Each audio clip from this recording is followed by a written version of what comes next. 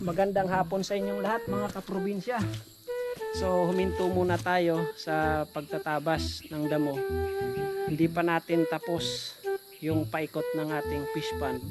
So ayun mga kaprobinsya, kita nyo. Yun, dun sa baba. So dito tayo sa mataas na portion ng ating area. So ngayon kukunin natin yung ating baka. So ipapasto natin yung ating bakang buntis. So ito po yung ating area. So sobrang sukal pa. Ayun po yung ating piggery. Kikita nyo. Yun. Yun po yung ating piggery. Ayun. Ito po yung ating bahay. Ayun yung ating para sa manok. Ito po yung old na piggery house natin na dalawa. Pero pwede pa pong lagyan yan. Buo pa. Maganda pa. So dito natin ito bukas ayusin natin to, lilinisin natin to. So lalawakan natin. Dito natin ilalagay yung kubo ng ating kalapati. So kung napapansin nyo mga kaprobinsya, ito yung gusto kong iuwi at dito naman irahan dahil napapabayaan na po yung ating area. Masukal. So after ng ating bahay ng kalapati, yung ating bahay ng kambing, yun po yung ating priority. Dalawa lang po yan.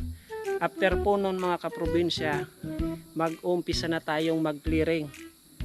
So magsimula po doon. So madudungangawan natin itong portion na to, itong hanggang doon. Hindi bababa sa 1 hektarya po yung ating lilinisan. Lalagyan na, tataniman natin ng iba't ibang gulay. So itong daanan po na to, ayusin natin to. Lalawakan natin. Tataniman natin ng mga palmera at saka yung Caballero dwarf. At bubuhayin natin yung Palawan cherry blossoms, golden shower, yung mga puno na mumulaklak at yung Cassia grande. Napakaganda nun mga kaprobinsya, lalo na po yung Cassia grande. Yun po ay known as Carao in Spanish, yung puno na yon. Mas madalas makikita nyo yon sa mga subdivision. So ang ginawa ko nung nandun ako sa Maynila, pinagpupulot ko mga kaprobinsya yon at dito ko itatanim sa ating area. So yan po yung yan sa baba po niya naririnig nyo yung agos po ng ilog. Hanggang dun po yung boundary natin. Dun sa yan, ito after nito, pag na-harvest natin yung mais, sorghums, diyan naman natin lilinisin yan. Unti-untiin po natin linisan. At itong portion na to, yung tuktok ng bundok, lilinisin po natin yan para kitang kita. So tingnan nyo mga kaprobinsya, sobrang sukal na po. Dati nung pag-alis ko, hindi po to ganyan. Ayan mga kaprobinsya.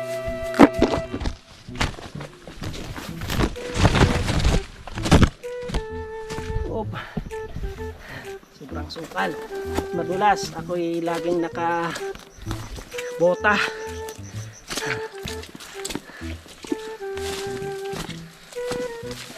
Maganda sana to mga kaprobinsya pag malinis, kasi ayan o, green na green. Magiging Carabao grass po yan.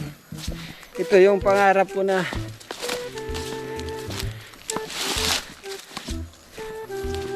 lilinisin ko para yung view kitang kita.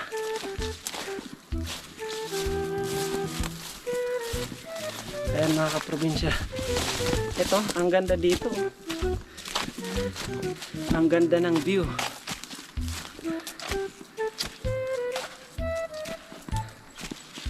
Ayan po mga kaprobinsya,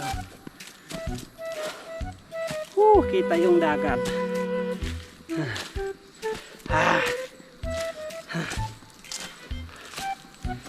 Ayan, lalo na pag nalinis natin to, yun yung ating bahay.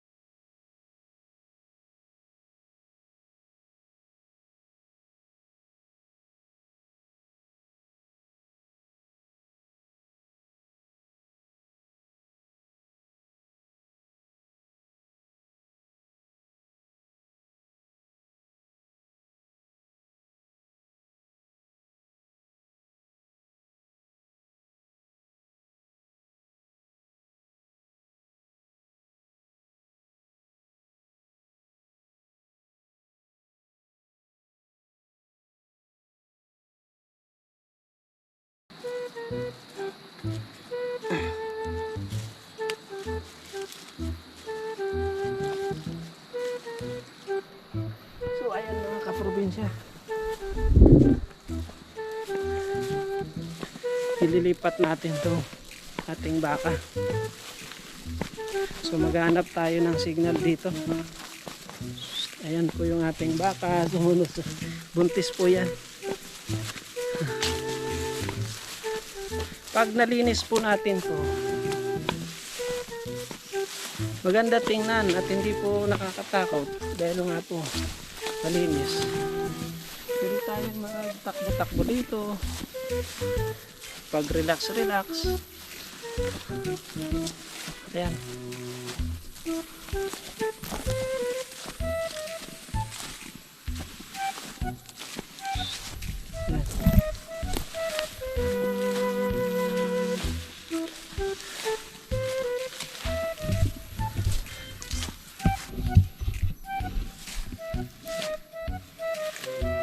Tatali natin.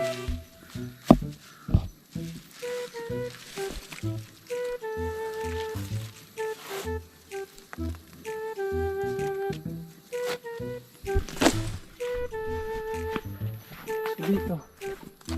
Pag nalinis to. Sana dito. Ganda. Ayan, dulong-dulo na po to mga kaprobinsya. Ayan. Ito po yung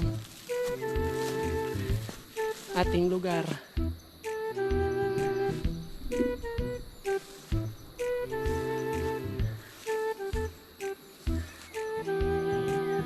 Ayan po yung araw. Parang nasa ulap na po tayo mga kaprobinsya. So, pakiramdam ko parang nasa ulap na po ako sa taas ng bundok. Ayan, puro nyug po. Gubat, kagubatan.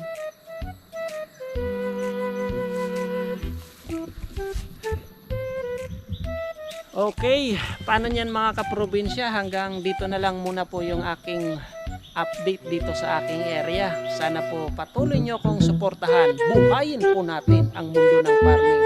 At sa mga hindi pa po nag-subscribe sa akin dyan, mga kaprobinsya, baka naman may I humbly ask you to please subscribe and hit that notification bell para lagi po kayong updated sa mga susunod kong i-upload na video. Sipag at tiyaga, dyan po tayo asenso. Thank you so much kaprobinsya. Fuse bye!